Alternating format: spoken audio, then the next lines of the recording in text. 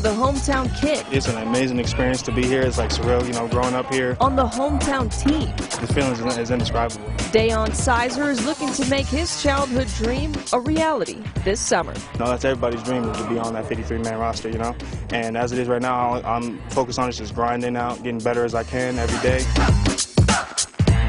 Sizer's a Colorado kid through and through. He's an Aurora native, repped the pack at CSU Pueblo. Stays on his feet, but Sizer brings him down. And grew up a Broncos fan. Honestly, I used to come to the practices and watch them, and so it's like, you know, being on the other side of the line the feeling is indescribable. It truly is, you know. And I used to watch guys like Wolf and Von Miller and all them, and so be able to call them teammates right now it's indescribable. It really is indescribable. Like, that's the word that I can only use right now. You know, he's always like, he works hard, and his ears are always open. He's always trying to learn, and you know, you got to respect him because he was a tryout guy and he made it, and that just means that obviously they see potential in him. It's mad respect to him for all that, but he's definitely going out there and proving himself.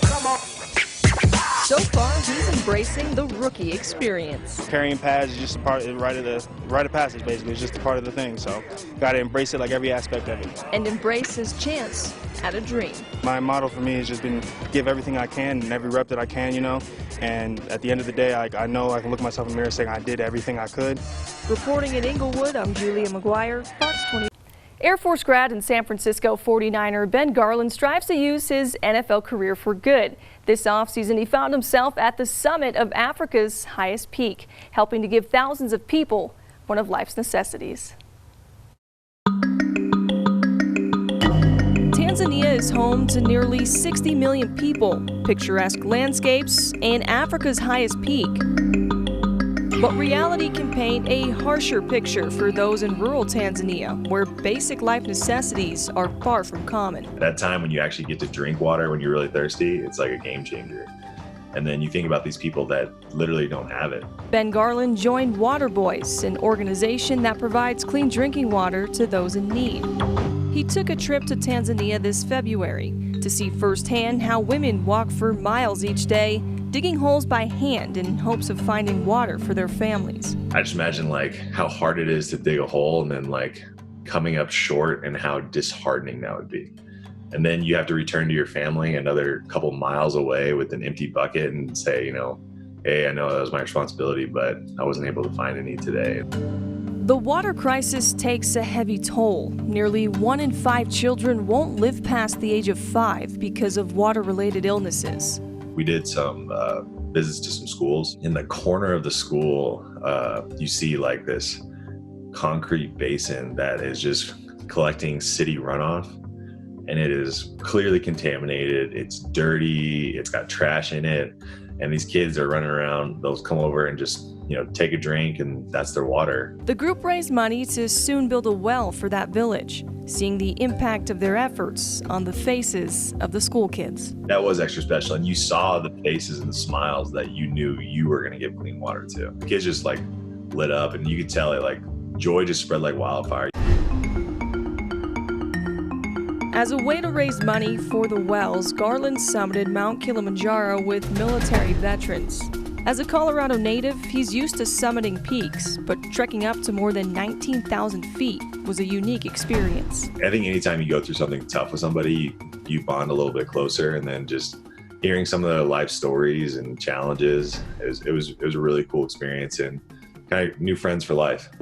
Water Boys has funded 83 wells since it was founded in 2015, giving clean drinking water to more than 345,000 people. It only costs about $8 to provide one person clean water for decades. So for Garland, the choice is easy, as a simple gesture can make a world of difference. Being able to change someone's life for years and years, that's way better than going out to eat for lunch one day. So great work by Ben and those a part of Water Boys. And Ben tries to do 63 charitable events a year, which is the number he wears on the field.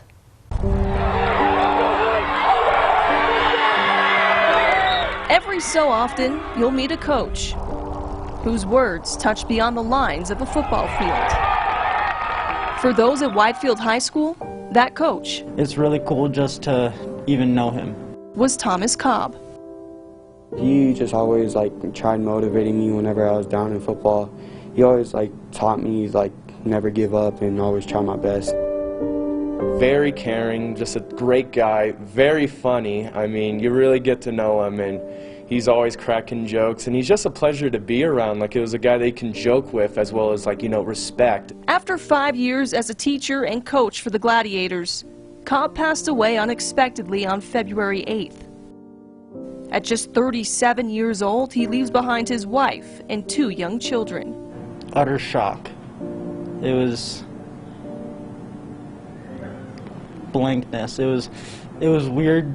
The only emotion I could think about was sadness for his family. It definitely just hit me hard, and definitely took a while to just realize dang, Coach is really gone, But his legacy is living on through the lessons he shared with those around him. Once he told me, you can talk, say anything you want, just keep talking up a storm and telling everyone how great you are, but at the end of the day, if you don't show anyone, what are you really doing? So, more of that actions speak louder than words, and I kind of just carry that mindset throughout the rest of my life. He always said, real men stick their hands in the dirt, because I was a lineman too, and he always used to say that, and that will probably stick with me forever. If there's a way to honor the man who did so much for these students, I loved him. He was like a father figure outside of, my home, and he made football what it is to me today, and that's honestly one of the biggest joys of my life. So, I owe him a lot. His kids were his everything. I watched him hold his kids while doing drills. That's the only thing that sticks out to me in my head. He was sticking his hand in the dirt. He was cheering on everybody. He was doing everything, and he just wanted to make everybody proud. Reporting in Colorado Springs, I'm Julia Maguire, Fox 21 Sports.